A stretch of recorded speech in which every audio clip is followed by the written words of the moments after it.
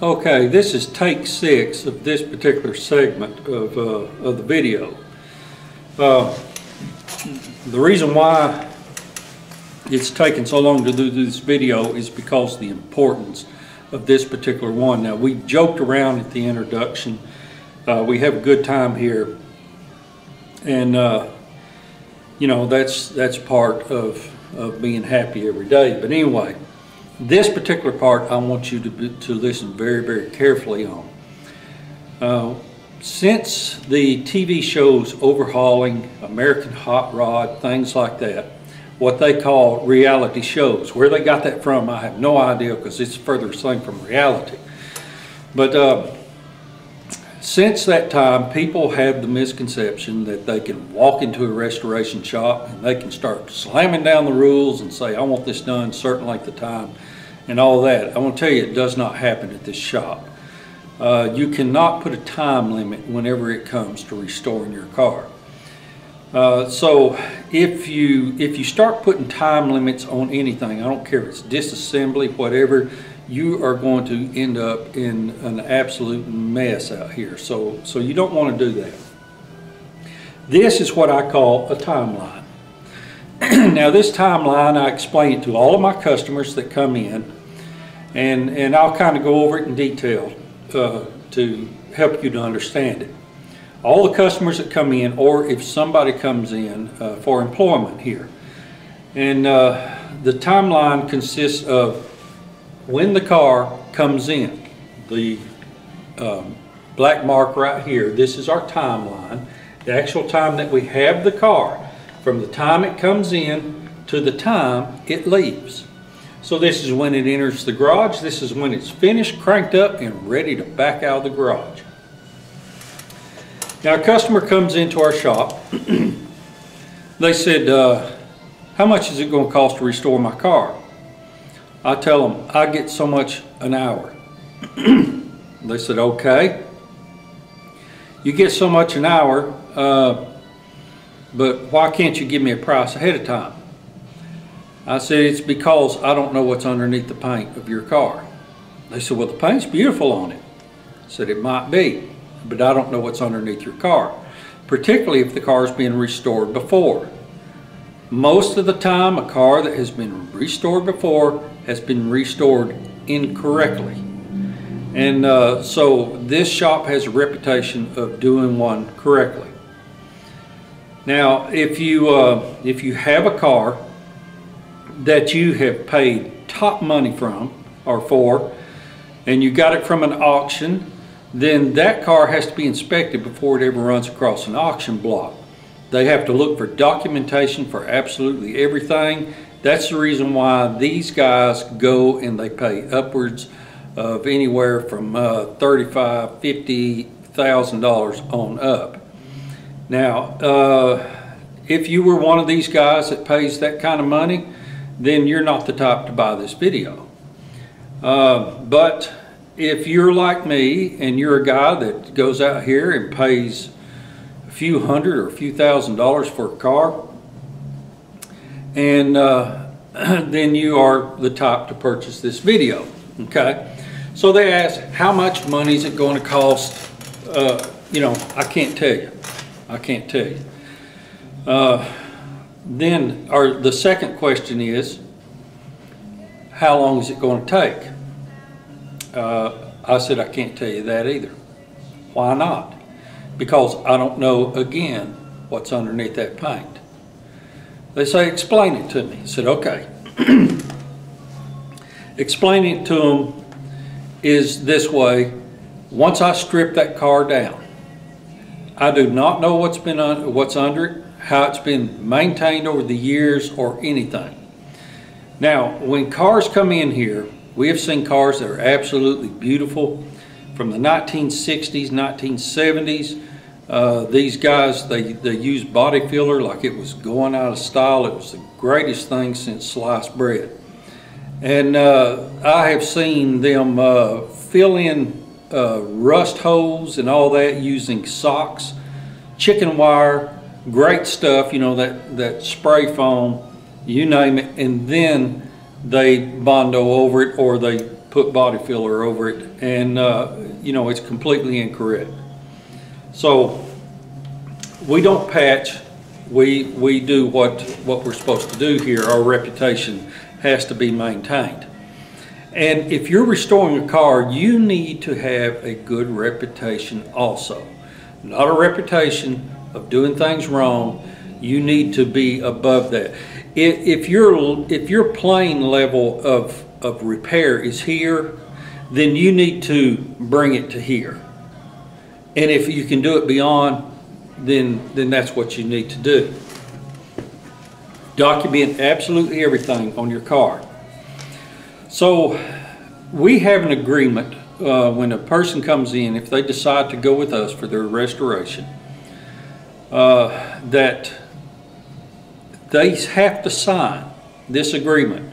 We read it to them while they follow it. Now some people say, oh, I'll sign it. And I said, no, let me read it to you. This agreement tells them that when their car comes in, they will not rush us on the car. That if they rush us on the car, if they change their mind all the way through a build, whatever, just constantly, continually, if they come in here and jump on us and say, well, my buddy said it should be this way, that way, we have the right at any time to tell them to pay us what you owe us, pick your car up and take it somewhere else. On a couple occasions we've had to do that. Some people came in and said that, hey, I want my car by a certain date. I want to put it in a show and all this, and they're impatient. They're anxious to get their car back.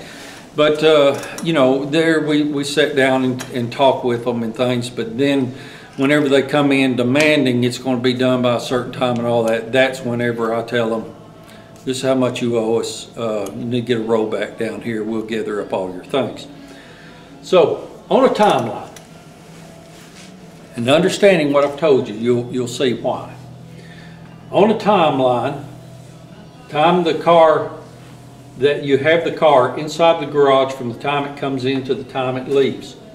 People think about paint, that the paint is this much of a timeline of your restoration, and that only this amount right here is the actual hands-on working to get the car ready, and this amount right back here is whenever the paint's finished and it's going to go out. Now that's the furthest thing from the truth. Get that out of your mind right away before you ever start. It's not about paint. Chances are everybody's talked about, you know, they're already talking about the paint. The fact is, when the car comes in, you've got disassembly, gap alignment, you've got ordering parts and waiting for parts, you have the paint removal process, you have panel replacements, you have miscellaneous repairs, priming, blocking, repriming the car, sanding the car primer to accept the paint, you have taping it up, painting it, including your door trim and all that. So before even getting to the painting, you've got all these things that you have to take care of first. And that consists of this line right here. Now after the car has been painted, you notice I just said painting. Then you've got color sanding anywhere from 3 to 4 times. Then you have buffing anywhere from 3 to 5 times after that. I mean the whole car. Then you have your reassembly, you have detailing, and you have working out the bugs on your car and getting out the door and enjoying it. So, the time that the car comes in is and right up to the paint is the important time. If you shortcut on this, then what you are doing is building an expensive boat anchor. Your car will not be worth nothing, it'll look like junk. And this is the point where people become frustrated and they want to give up. You cannot give up. You must persevere to the very end of it until it's all finished. So, this is important right here. It is equally important afterwards. If you shortcut on this area right here, you will have a fuzzy looking car. You want a car that looks like a mirror when it's all finished. You want a car that you can be proud of And people walk up and say, who did that? You tell them, I did that. And they'll say, wow, that's what you want. For the longest, we had a mission statement here, and it just said, our mission statement, wow, that was it. So it's so important that you concentrate on this area. Now, let me explain some things. Whenever a car comes in and we strip the paint down on a car, if there is a little tiny pinhole that looks like rust, we investigate it. We look at the car inside out, we run cameras down in it, we do all kinds of things. Now, it don't mean you have to go out here and buy you a bunch of real expensive stuff. You can do this, sticking your head in holes and all that. But somebody pays us top dollar, they want to make sure their car's done. And so anyway, you need to check all this stuff out. If there is the slightest amount of rust in there, we remove it. Why? Because we have a reputation. The other thing is, right here, it would bug me till the very end to send a car out and it's not done correctly. And so we've had cars come in. We had a guy with a 68 Mustang came in. He was just thrilled to death with his car. Fastback, beautiful car.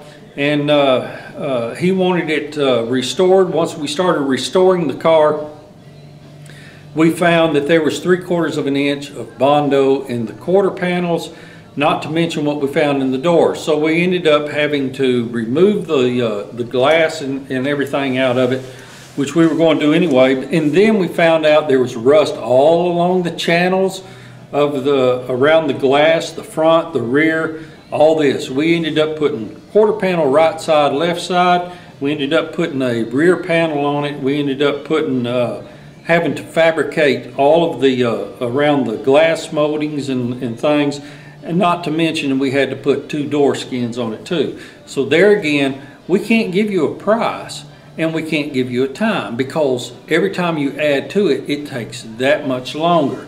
Then depending on how well the gap is, or how well the quarter panels and stuff are whenever they come in. Hopefully they didn't order the cheapest thing they could find. And then whenever it's done again, it's one of those things that yeah, I could get a shine on a car and I could get it out the door right away, but we want to look for every little tiny thing, and you'll see that as we go through these videos. So you never know what you run into. You might have a car out here that ends up having 10 coats of paint on it. We had that on a 69 Corvette one time. It took forever to sand that thing down. And so you don't want a shortcut on these areas. It is hard work. Expect to work hard. If it was easy, everybody would be doing this. Every hot rodder around would have a nice car out here. And so get this out of your mind to begin with. Start concentrating on what's underneath that paint. Then start concentrating on getting it to look really nice whenever it's all finished. But part of doing this is looking for this end right here, this end result. So understand that right now. Paint is the furthest thing from your mind. Sure, you can think about colors, but as you go along in this process, chances are you'll probably want to change some colors on it anyway. So anyway, that's an important step. Now we can get down to starting to restore a car. In this case, we're going to show you how to search for a car and what to look for. Okay? So let's go have some more fun.